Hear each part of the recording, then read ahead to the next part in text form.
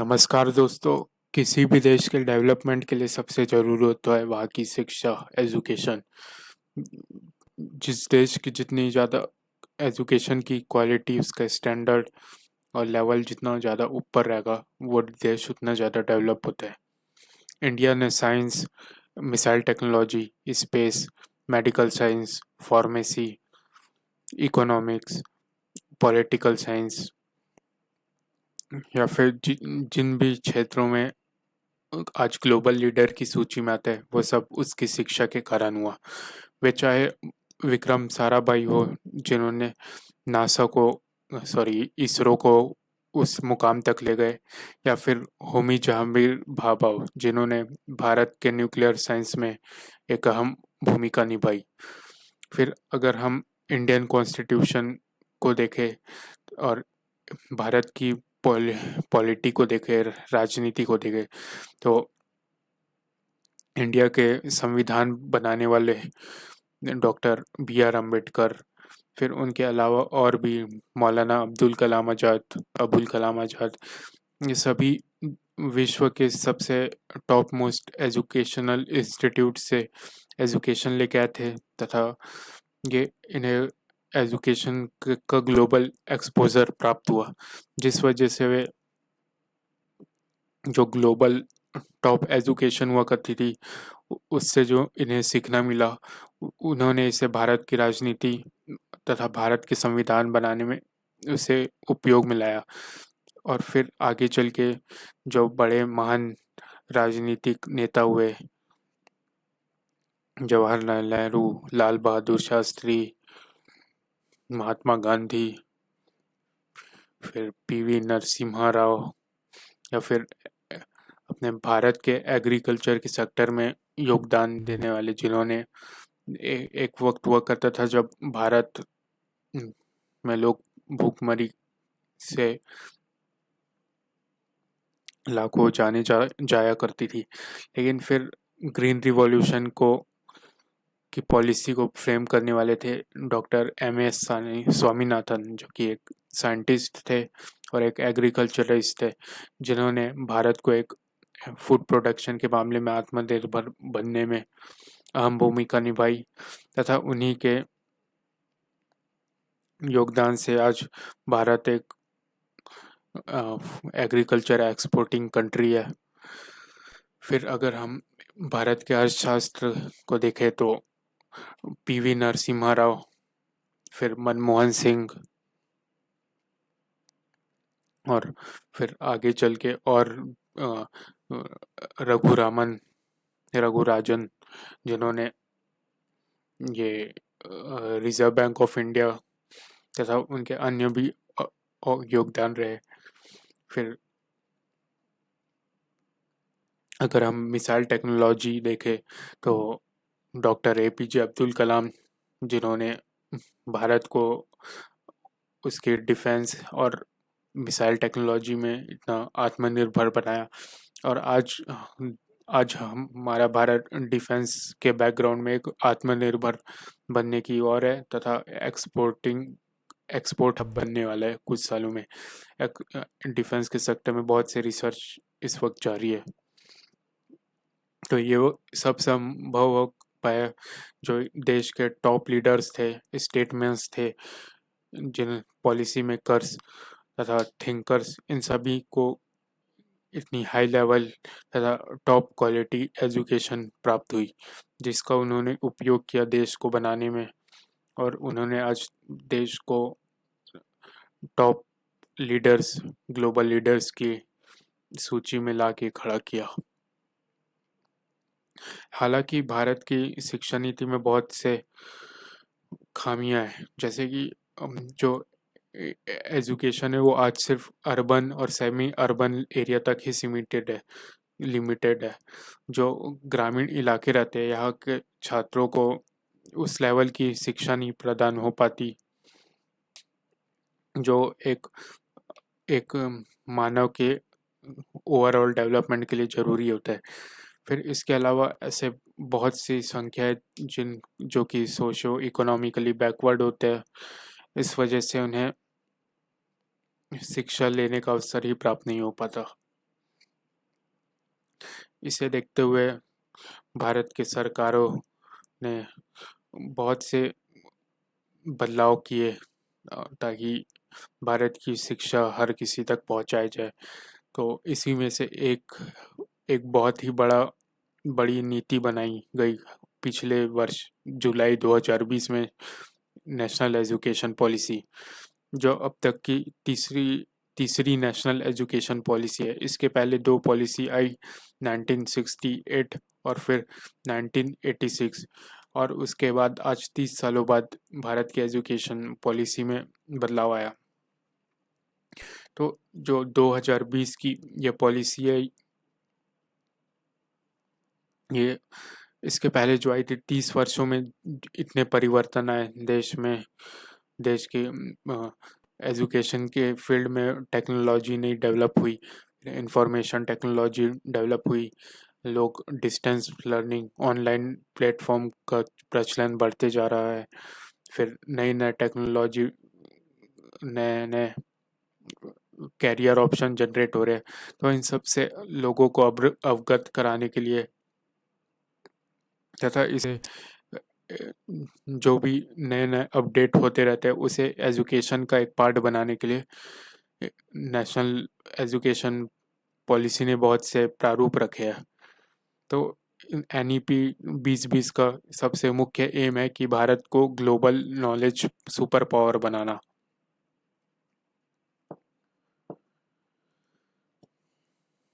तो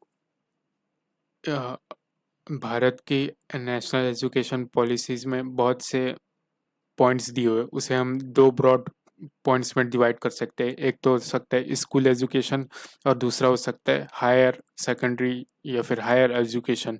higher education में हम ले सकते हैं under graduate courses, post graduate courses, फिर PhD, रिसर्च रिसर्च स्कॉलर्स, इन सभी से रिलेटेड माना जाएगा हायर एजुकेशन। तो हम सबसे पहले देखेंगे स्कूल एजुकेशंस में के लिए क्या पॉइंट्स हैं इनके पास। तो इसका लक्ष्य है नेशनल एजुकेशन पॉलिसी का कि जो एजुकेशन है उसे यूनिवर्सल बनाया जाए, ताकि प्री स्कूल मतलब प्राइमरी स्कूल, नर्सरी जिसे बोला जाता है या आंगनबाड़ी बोले जाता है, वहाँ से लेकर सेकेंडरी स्कूल मतलब 12वीं तक, इसे एक यूनिवर्सल एजुकेशन बनाए, मतलब हर किसी को यह एजुकेशन प्राप्त हो, उसका अधिकार बनाया जाए। तो जो भारत का ग्रॉस एनरोलमेंट रेशियो है उसे 100% करना इसका टारगेट है 2030 तक।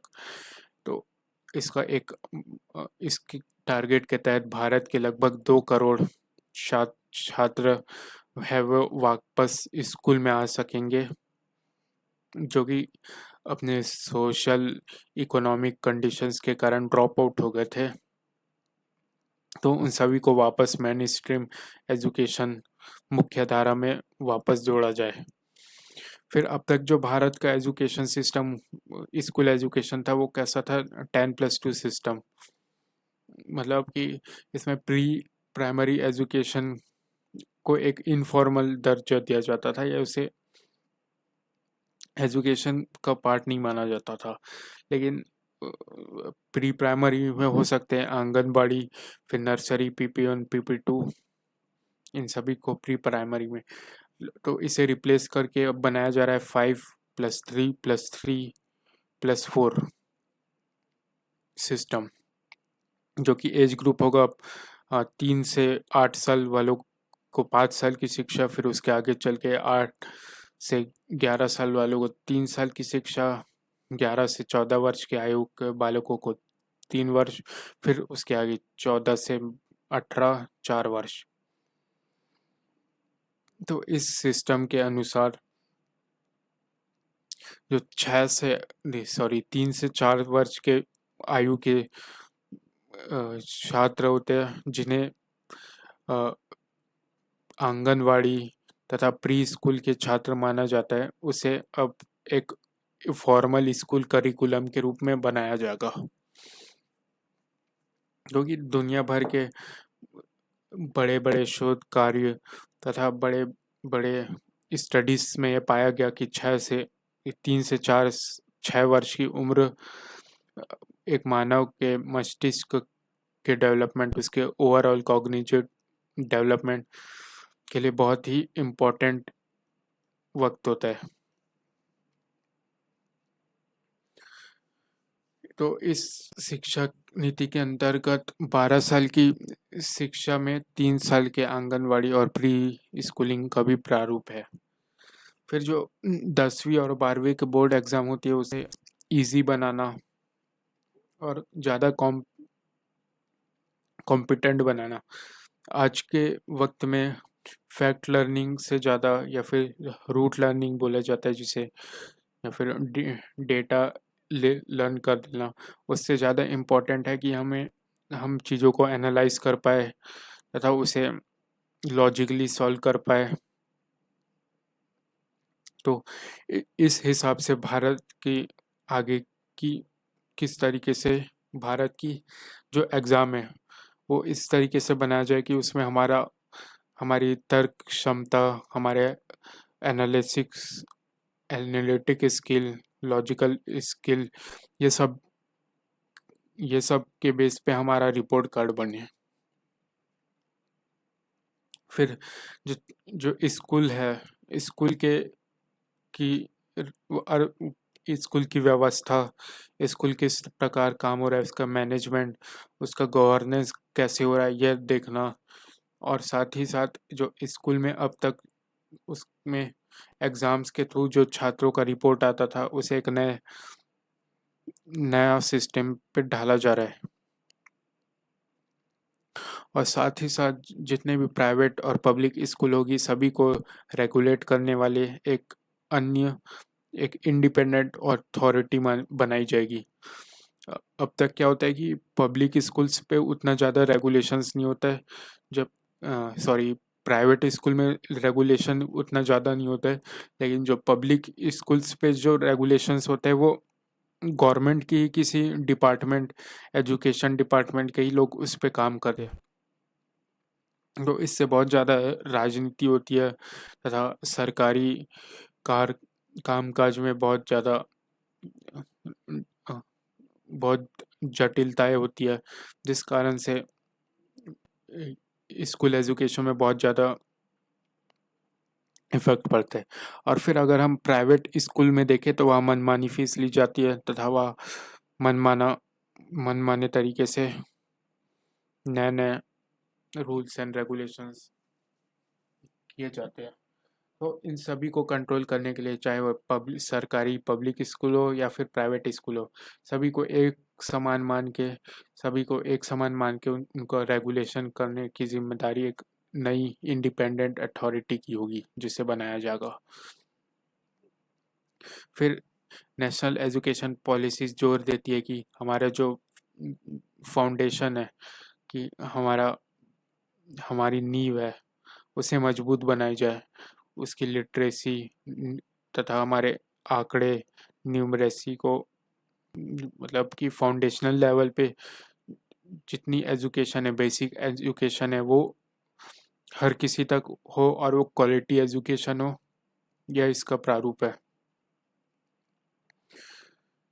फिर एक इसका ये प्रारूप है कि आ, हमारा जो एजुकेशन सिस्टम है वो तभी मजबूत हो पाएगा जब उसके academic stream, extra curricular activity जैसे कि स्पोर्ट्स, कल्चरल इवेंट्स और नेशनल स्पोर्ट्स, नेशनल इवेंट्स, इन सभी को आपस में कनेक्टिविटी बनाई जाए।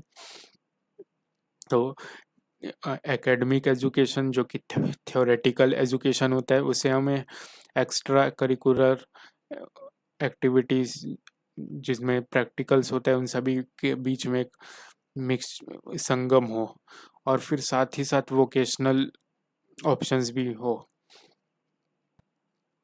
तो जो बच्चे अगर वोकेशनल एजुकेशंस जिनमें लाइवलीहुड ट्रेनिंग दी जाएगी ताकि लोगों को किस प्रकार वो अ, अपने रोजगार के अवसर उत्पन्न कर सकते हैं, इस उनका स्किल डेवलप किया जाएगा। तो इसके तहत कक्षा 6वीं के बाद से सभी छात्रों के पास ऑप्शन होगा कि वे वोकेशनल एजुकेशंस पे भी की ओर भी जा सकते हैं अगर वे आगे स्कूल कंटिन्यू नहीं करना चाहते। फिर साथ ही साथ वोकेशनल एजुकेशन के साथ उस फील्ड में उन्हें इंटर्नशिप देने का भी मौका मिलेगा। अब नेशनल एजुकेशन पॉलिसीज जब बनी थी तब उसमें लैंग्वेज को लेके बहुत ज़्यादा अपोजिशन हुआ था तथा उसे इसको लेके अलग अलग राजनीतिक पार्टियों ने उस पे अपनी राजनीति से की, उसे अपने अपने हिसाब से उन लोगों ने इंटरप्रेट करके लोगों को गुमराह किया। लेकिन इस नेशनल एजुकेशन पॉलिसी का बस यही एक पॉइंट है कि कक्षा 5वीं तक जितने भी छात्र छात्रा हैं उन्हें अपने मातृभाषा या फिर क्षेत्रीय भाषा उसमें उन्हें पढ़ाया जाए और साथ ही साथ उन छात्रों में किसी प्रकार की लैंग्वेज को थोपा ना जाए। तो एनईपी बनाने वालों का ये मानना था कि जो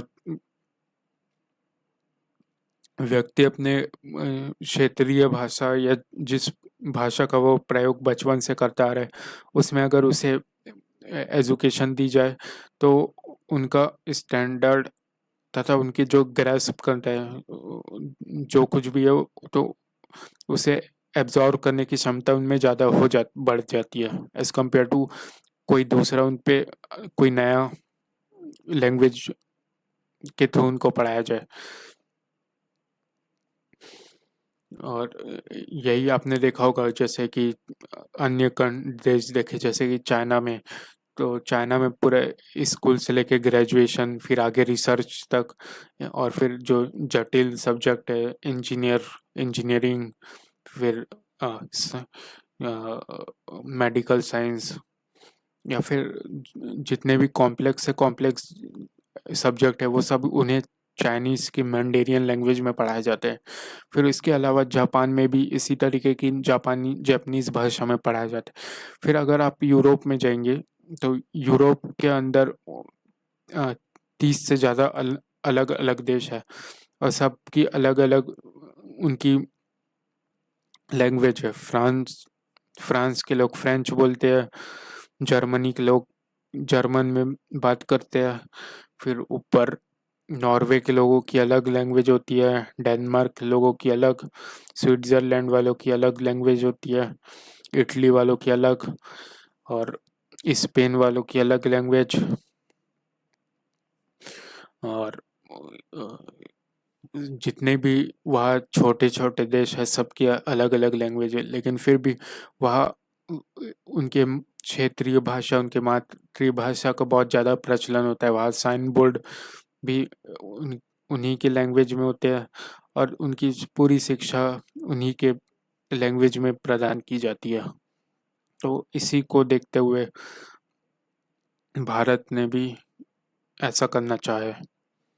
लेकिन इसे लेके फिर जो लोग अपोजिशन करते हैं उनका ये मानना है कि इस वक्त भारत में इंग्लिश एक सॉफ्ट स्किल की तरह है। भारत आज एक आईटी हब बन पाया, सर्विस सेक्टर का हब बन पाया।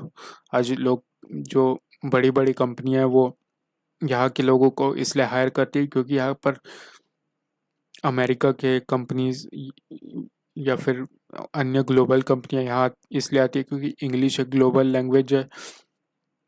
और इनका ये तर्क है कि अगर बच्चों को अगर बचपन से इंग्लिश सिखाई जाए तब वे इंग्लिश में निपुण हो पाएंगे तथा फिर उन्हें इसे सीखने में मुश्किल नहीं जाएगी। और फिर एनईपी का एक लक्ष्य अन्य है कि जो हमारा एग्ज़ाम रहता है, जो हमारा प्रोग्रेस कार्ड रहता है उसे इस तरीके से एग्ज़ामिन किया जाए, इस तरीके से हमारी परीक्षा ली जाए कि उससे हमारा ओवरऑल परफॉर्मेंस कैसा है ये उसमें इंडिकेट हो। ओवरऑल परफॉर्मेंस से हम जान सकते हैं कि हमारा एकेडमिक परफॉर्मेंस, फिर एक्स्ट्रा करिकुलर परफॉर्मेंस, साथ ही साथ प्रैक्टिकल नॉलेज और अन्य नॉलेज है, उन सभी को मिला के 360 डिग्री होलिस्टिक प्रोग्रेस कार्ड बनाया जाए। फिर यह ट्रैक करेगा स्टूडेंट्स के पर प्रोग्रेस कैसा हुई है और वो उनका लर्निंग आउटकम क्या है।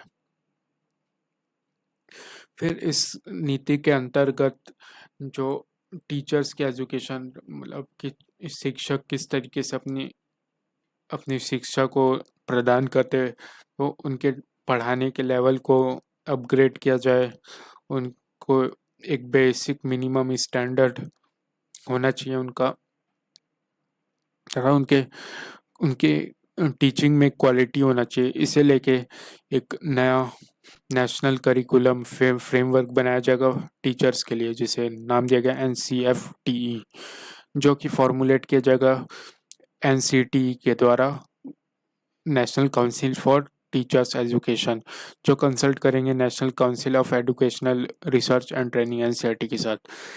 फिर साथ ही साथ जो शिक्षा के स्तर को सुधारने के लिए सबसे ज़्यादा ज़रूरी है कि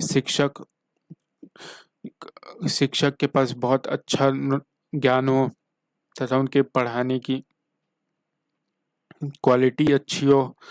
तो इसे लेके यह प्रावधान किया गया कि सभी छात्रों के जो मिनिमम डिग्री क्वालिफिकेशन है वो कम से कम 4 वर्ष का होना चाहिए और उसमें होना चाहिए B.Ed डिग्री का प्रावधान। फिर जैसा हमने देखा कि 10+2 को इन्होंने बदल के 5+3+3+4 स्ट्रक्चर में बदलने का प्रावधान रखा है। अब हम देखते हैं उच्च शिक्षा। तो इसका ये टारगेट है कि जितने भी उच्च शिक्षा में जाने वाले छात्र किसी वजह से ड्रॉप आउट हो जाते तो उन्हें वापस इसमें एनरोल किया जाए तथा ग्रॉस इनरोलमेंट रेशियो बढ़ा के 50% तक किया जाए 2035 तक। तो इसके अंतर्गत लगभग 3.5 करोड़ सीट हमारे हायर एजुकेशन इंस्टीट्यूट्स में जोड़ी जाएगी। फिलहाल देश का ग्रॉस एनरोलमेंट रेशियो है हायर एजुकेशन के लिए 26.3%। फिर जो अंडर ग्रेजुएटेड कोर्सेस है वो अभी ऐसे होते कि वो 3 साल के होते तथा जो कुछ कोर्स होते 4 साल के, लेकिन उनमें यह प्रावधान रहता है कि उसे एक बार में पूरा 3 वर्ष का कंप्लीट करना अनिवार्य होता है। हम ऐसा नहीं कर सकते कि बीच में कोई गैप ले ले फिर बाद में आके कुछ टाइम बाद फिर से उसको कंटिन्यू करे, लेकिन यह प्रावधान इसमें ऐड किया गया है। जैसे कि कोई छात्र अगर 4 वर्ष का डिग्री कर रहा है लेकिन वो 1 साल एडमिशन लेता है फिर वो ड्रॉप आउट हो जाता है, तो उसका 1 साल का रिपोर्ट कार्ड इंस्टीट्यूट के पास उसकी एक डिटेल्ड जमा रहेगी। फिर वो आगे मान लो 7 साल बाद वापस उसको कंटिन्यू करने आता है तो उसे 3 साल जो बचे हुए इसके वो उसे कंटिन्यू कर लेगा। तो सेकंड थर्ड फोर्थ ईयर वो आगे चल के कभी भी भविष्य में कंप्लीट कर सकते हैं। तो इससे ऐसे बहुत से छात्र होते हैं जो कि किसी इकोनॉमिक परिस्थितियों के कारण ड्रॉप आउट हो जाते हैं, तो वे इससे जो मुख्य धारा है उसमें वापस आ पाएंगे। तो इस तरीके से पूरे अंडर ग्रेजुएट कोर्स में मल्टीपल एंट्री एग्जिट ऑप्शंस दिए जा रहे हैं और साथ ही साथ ये इसका लक्ष्य है कि जो अंडर ग्रेजुएट एजुकेशन उसे होलिस्टिक बनाया जाए, इंक्लूसिव बनाया जाए। फिर अभी जो MPhil हुआ करता था कोर्स उसे अब हटा दिया गया है और साथ ही साथ एक बहुत बड़ा बदलाव है तथा महत्वपूर्ण बदलाव है और जो कि समय के साथ होना बहुत ज़रूरी था। वो किया गया कि जितने भी under graduate post graduate PhD level की जो भी एग्ज़ाम कोर्स होते हैं उसे इंटरडिसिप्लिनरी बनाया जाए। अर्थात इंटरडिसिप्लिनरी मतलब कि आप कोई भी सब्जेक्ट अपनी इच्छा के हिसाब से चुन सकेंगे। जैसे कि आप फिजिक्स के साथ कोई और सब्जेक्ट हिस्ट्री पढ़ सकेंगे जिसमें आपकी रुचि हो। चाहे तो आप गणित के साथ पॉलिटिकल साइंस, गणित के साथ बायोलॉजी, ये सब आप कॉलेज के डिग्री में कर सकेंगे। जैसे आप किसी को इंटरेस्ट है कि वह मैथ्स के साथ साथ इकोनॉमिक्स पढ़े, या मैथ्स के साथ कॉमर्स के कोई सब्जेक्ट पढ़े, अकाउंटिंग पढ़े, या फिर केमिस्ट्री के साथ कोई चाहे पढ़ना चाहता है पॉलिटिकल साइंस, ज्योग्राफी, या फिर कोई पढ़ना चाहता है जो लिटरे साहित्य के सब्जेक्ट होते हैं उसे किसी अन्य सब्जेक्ट के साथ मिला के जो उसकी इच्छा है वो सब्जेक्ट वो पढ़ सके, ये इसमें प्रावधान किए जाएंगे। और साथ ही साथ ये पोस्ट ग्रेजुएट में भी ये प्रावधान रहेंगे, और पीएचडी लेवल जो कि बहुत ही स्पेसिफिक सब्जेक्ट पे आधारित होता है, तो उन्हें भी इस तरीके से फ्लेक्सिबल बनाया जाएगा कि वो विभिन्न अलग अलग विषयों को साथ लेके उसमें पीएचडी किया जा सके। फिर एक प्रावधान है एकेडमिक बैंक ऑफ क्रेडिट बनाया जाएगा जो फैसिलिटेट करेगा ट्रांसफर ऑफ क्रेडिट। फिर ये इंटरडिसिप्लिनरी कोर्सेज जो आने वाले वक्त में इन्हें और ज़्यादा बढ़ावा दिए देने जाने के लिए देश में multi disciplinary education and research university बनाया जाएगा MERU, जिसे IIT IIM के स्टैंडर्ड का बनाया जाएगा, और ये एक मॉडल इंस्टीट्यूट होंगे जो ग्लोबल स्टैंडर्ड्स पे आधारित होंगे मल्टी डिसिप्लिनरी एजुकेशन के फील्ड में। तो आजकल नए नए कोर्स आ रहे जैसे लिबरल आर्ट्स, जो समय के साथ साथ ये नए नए विषय है जो डेवलप होते रहते हैं। तो इन सभी में जिन छात्रों की रुचि होगी वे इस तरीके के नए नए कोर्सेस भी उसमें क्या बोल सकते हैं फॉर्मल डिग्री ले सकेंगे।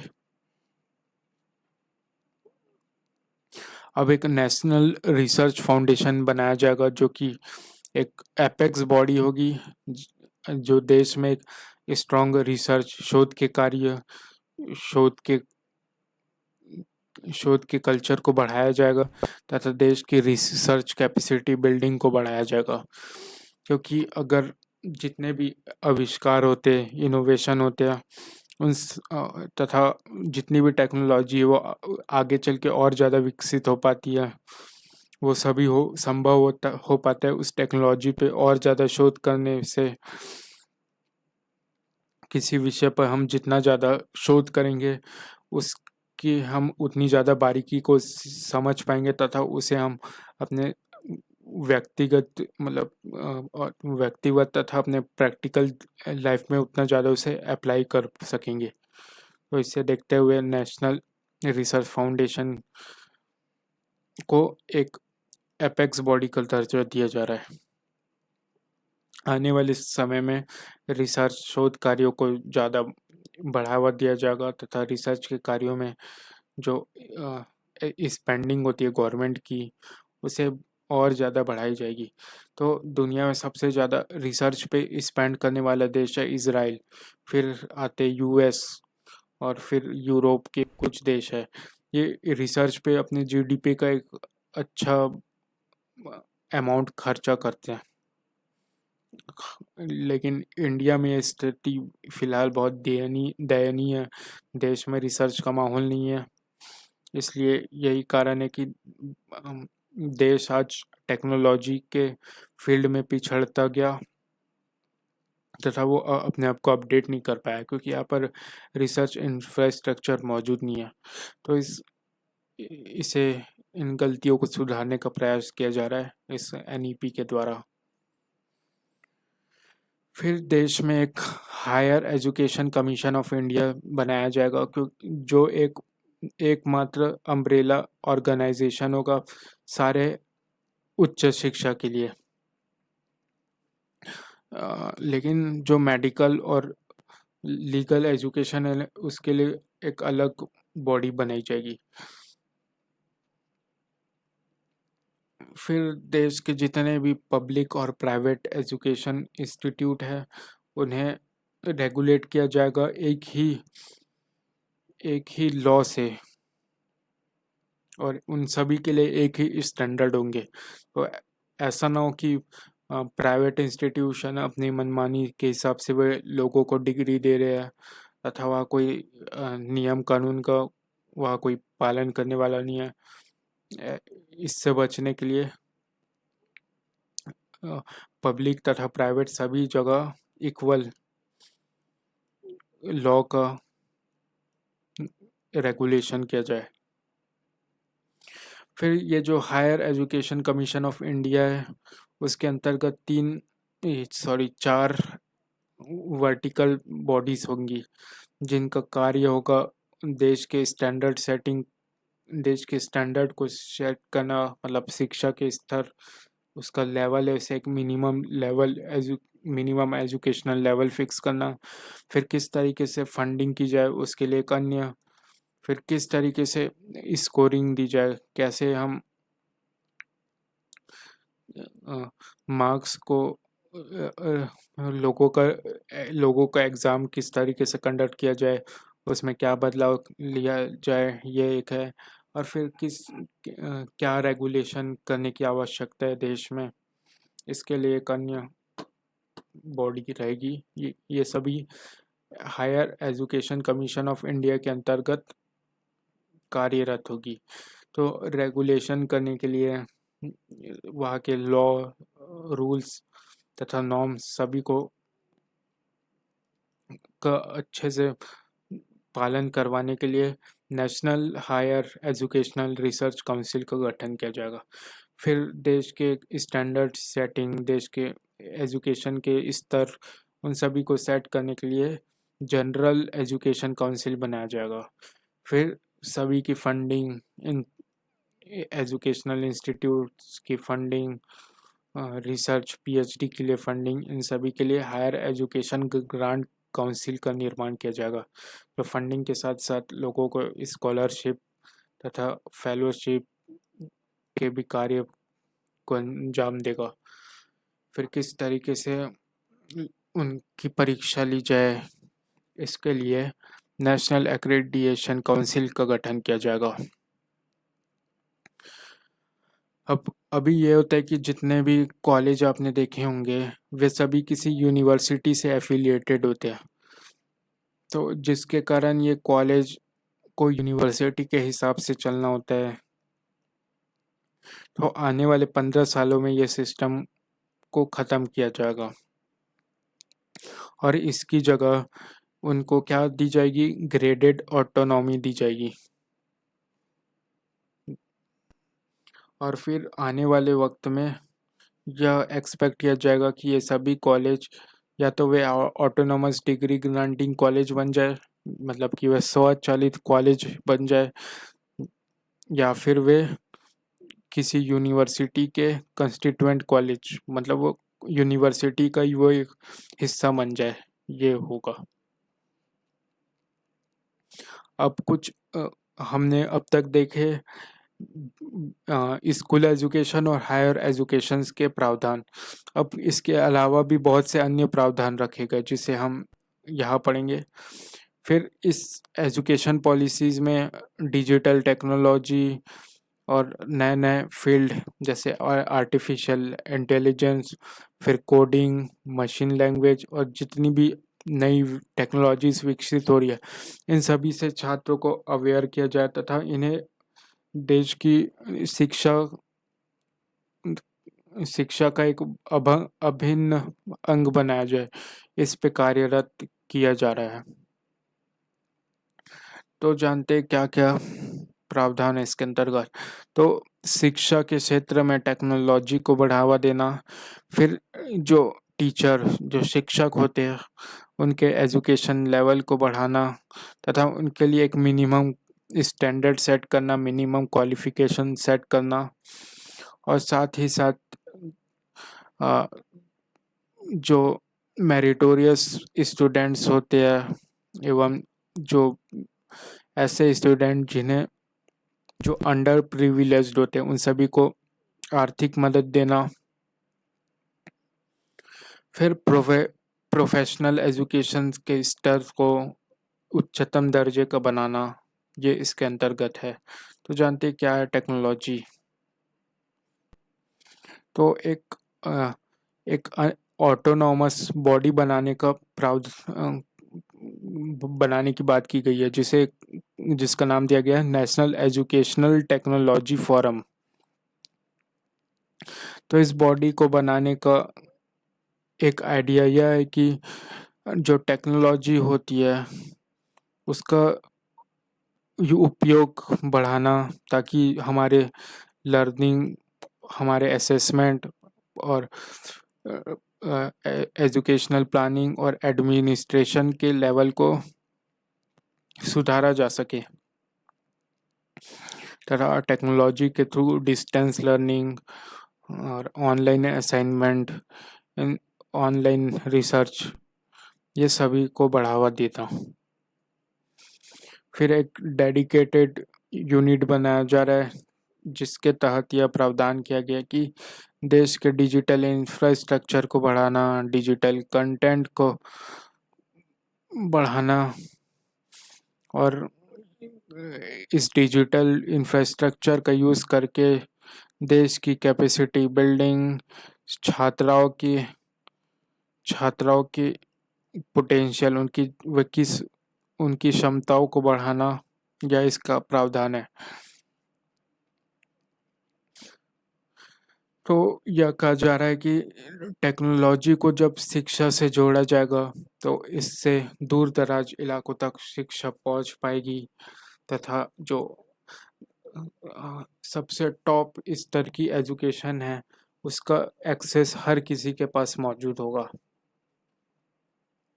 फिर जानते हैं शिक्षा मतलब टीचर्स के लिए क्या प्रावधान है। जैसा कि हमने देखा था कि 2030 तक एक मिनिमम डिग्री क्वालिफिकेशन बनाया जा रहा है कि जिन भी व्यक्ति को टीचिंग के फील्ड में आने, जो आगे शिक्षक बनना चाहते हैं, उन्हें कम से कम 4 वर्षीय हॉनर डिग्री करनी होगी और साथ ही साथ बीएड भी करना होगा।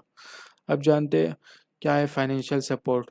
तो सभी मेरिटोरियस स्टूडेंट्स, होनहार छात्र, और साथ ही साथ एसटी, एससी, ओबीसी वर्ग तथा इकोनॉमिकली आर्थिक रूप से कमजोर वर्गों को स्कॉलरशिप प्रदान करना, यह भी इसका एक प्रारूप है।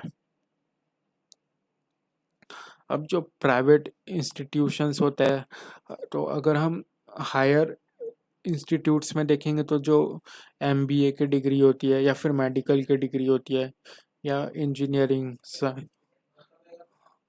साइंस की डिग्री होती है, हाँ हाँ, तथा साइंस की डिग्री होती है, तो इन सब में बहुत ज़्यादा एक्सपेंसेस आते हैं। तो इसे देखते हुए भी उन सभी के स्तर को बढ़ाना तथा उन सभी को स्कॉलरशिप प्रदान करना, जिससे ये ये सभी शिक्षा कमज़ोर वर्ग के लोगों को मिल सके। अब जो प्रोफेशनल एजुकेशंस होते हैं उसमें आते हैं टेक्नोलॉजिकल यूनिवर्सिटीज़, फिर health science universities, legal agriculture universities, इन सभी में मल्टी डिसिप्लिनरी कोर्स बनाया जाए, या इसके प्रोग्राम है। हमने पहले देखे थे क्या होता है मल्टी डिसिप्लिनरी इंस्टीट्यूशंस। फिर क्या अन्य प्रारूप है, तो एक जो स्पेशली एबल्ड स्टूडेंट्स होते हैं, जो जैसे डीफ एंड डम्ब, जो किसी जो देखने, सुनने या बोल पाने में असक्षम होते हैं, उन सभी को को अच्छी शिक्षा दी जाए। इसके लिए जो भारत में साइन लैंग्वेज होती है उसे एक स्टैंडर्ड लैंग्वेज बनाना तथा उसे एजुकेशन में शामिल करना, ताकि इन सभी को सुविधा हो शिक्षा में। फिर छात्रों के प्रोग्रेस, उनके वह कैसा परफॉर्मेंस है, इसे जांचने के लिए तथा उसे और ज़्यादा इनोवेटिव बनाने के लिए, एग्ज़ाम के पैटर्न को और ज़्यादा इनोवेटिव बनाने के लिए नेशनल असेसमेंट सेंटर बनाया जा रहा है, जिसे नाम दिया गया परख। फिर हमने देखा कि एक नेशनल एजुकेशनल टेक्नोलॉजी फोरम बनाया जा रहा है, जिसका मकसद है कि जो लोगों के पास आइडियाज़ होते हैं टेक्नोलॉजी से रिलेटेड आइडियाज़ या फिर अन्य आइडियाज़ होते हैं, उन सभी का उपयोग कर उन सभी आइडियाज़ को आपस में आदान प्रदान किया जाएगा इस फोरम के द्वारा। और साथ ही साथ इसका उपयोग करके लोग अपने लर्निंग, अपने असेसमेंट, अपने रिसर्च के कार्य, अपने आगे के कोर्स के प्लानिंग तथा अपने एडमिनिस्ट्रेशन के वर्क को और ज़्यादा उपयोग उनको मदद मिलेगी। फिर जो फॉरेन यूनिवर्सिटीज़ होती है, जो दुनिया की सबसे टॉप यूनिवर्सिटीज़ होती है, Oxford, Cambridge, Massachusetts Institute of Technology, इन सभी के सेंटर्स, इन सभी के एकेडमिक इंस्टीट्यूशंस और इनके सेंटर भारत में खुले, इसका प्रयास किया जा रहा है। तो इस वक्त देश में ये समस्याएं होती है कि जो एजुकेशन इंस्टीट्यूट्स रहते हैं, इन पे बहुत ज़्यादा रेगुलेशंस होता है।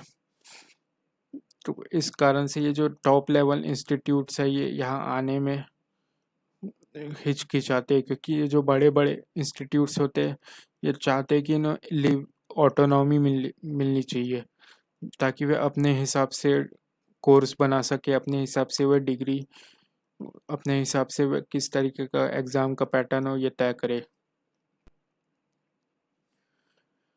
फिर एनईपी का एक और मकसद है कि जेंडर गैप, मतलब महिला और पुरुष, इन सभी के लिए एक सामान्य शिक्षा हो तथा महिलाओं को शिक्षा को बढ़ावा मिले। और साथ ही साथ जो क्षेत्र प्रदेशों तथा देश के बिछड़े हुए, जहाँ का शिक्षा का स्तर निम्न है, वह इस शिक्षा को और ज़्यादा मजबूत बनाने के लिए वहाँ स्पेशल एजुकेशन जोन बनाए जाएंगे। तो ये मान लीजिए कोई क्षेत्र है, तो वहाँ पर क्षेत्र के किसी एक इलाके में को ऐसी जेड बनाया जाएगा, स्पेशल एजुकेशन जोन। तो यहाँ पर स्कूल्स भी होंगे तथा यूनिवर्सिटीज़ भी होंगे, और हर प्रकार की यूनिवर्सिटीज़ होंगे, इंजीनियरिंग कॉलेज होंगे, साइंस के कॉलेज, मेडिकल के कॉलेज, मैनेजमेंट, और साथ ही स्कूल्स में भी अलग अलग फैसिलिटीज़ होगी। फिर आगे पीएचडीज करने के और यूनिवर्सिटीज़ भी होंगी यहाँ पर। तो ये एक ही जोन में शिक्षा के सारे आयाम मौजूद होंगे। तो इसके तहत क्या होगा कि जो कॉलेज के तथा हायर एजुकेशंस के जो छात्र है, जो मान लीजिए कोई बीएड कर रहा है, तो वो आगे अगर पढ़ाना चाहते हैं छात्रों को, उनके ट्रेनिंग का एक ये स्ट्रक्चर होता है कि वे जाके छात्रों को पढ़ाए, तो वो यहाँ छात्रों को पढ़ा पाएंगे। और साथ ही साथ जो एमबीए के छात्र होते हैं, उन्हें अपने मैनेजमेंट के लिए उन्हें आउटडोर एक्टिविटीज़ दी जाती है। तो इसके तहत वे जाके अपनी मैनेजमेंट या फिर मेडिकल के छात्र अपने मेडिसिन की नॉलेज, इंजीनियरिंग के छात्र अपने इंजीनियरिंग के कॉलेज आपस में पूरे किसी से भी आदान प्रदान कर पाएंगे। तो इस तरीके से SEZ के अंदर नॉलेज के पूरा आदान प्रदान होते रहेगा, एक दूसरे के बीच में कनेक्टिविटी बनेगी इससे। फिर देश में एक नेशनल इंस्टीट्यूट खोल जाएंगे पाली, पर्शियन और प्राकृत भाषा के लिए, और साथ ही साथ एक Indian institute of translation and interpretation set किया जाएगा। तो जो इतने सारे नए नए पॉइंट्स ऐड किए गए, नए नए प्रावधान बना गए हमारे नेशनल एजुकेशन में, उन सभी को इम्प्लीमेंट करने के लिए ज़रूरत होती है कि ज़्यादा से ज़्यादा एजुकेशन के फील्ड पे इन्वेस्टमेंट किया जाए और इसमें स्पेंडिंग की जाए।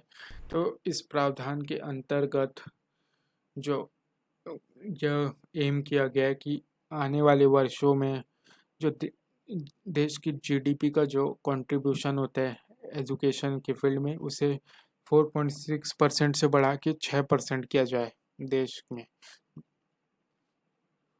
और साथ ही साथ हमने देखा था कि रिसर्च में इस वक्त देश कम खर्च करता है, तो रिसर्च में भी बढ़ाने की ज़रूरत है।